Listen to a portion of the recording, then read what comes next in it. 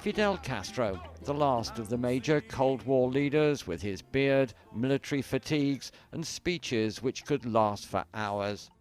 An icon of the left, he was a constant thorn in the side of his giant neighbor, the United States.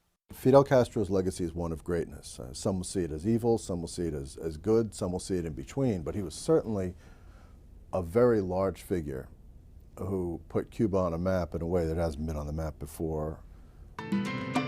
Fidel Castro Ruz was born in 1926. He came from a wealthy farming family, but went on to become a revolutionary, fighting for the rights of the poor. He came to power in 1959 after leading a guerrilla campaign to overthrow the corrupt US-backed dictator Fulgencio Batista. Fidel Castro set out to create a socialist society and began by expropriating all of the island's major businesses and farms. Many were American-owned. The US reacted by imposing a trade embargo and breaking diplomatic relations. After the failed US-backed invasion at the Bay of Pigs, Fidel Castro moved firmly into the Soviet camp. The following year, he allowed Russia to secretly place nuclear weapons on the island.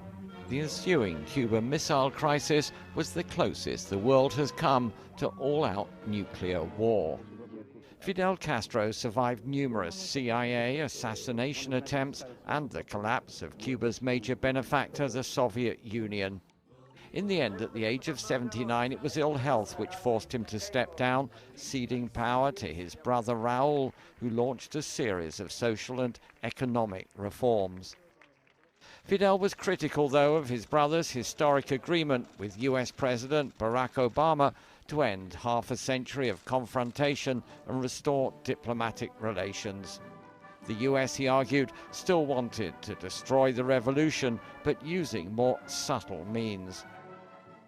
In a rare public appearance in May 2016, 89-year-old Fidel Castro gave a valedictory speech to the Communist Party Congress, acknowledging his mortality but confident his legacy would last long after he had died. A todos nos llegará nuestro turno, pero quedarán las ideas de los comunistas cubanos.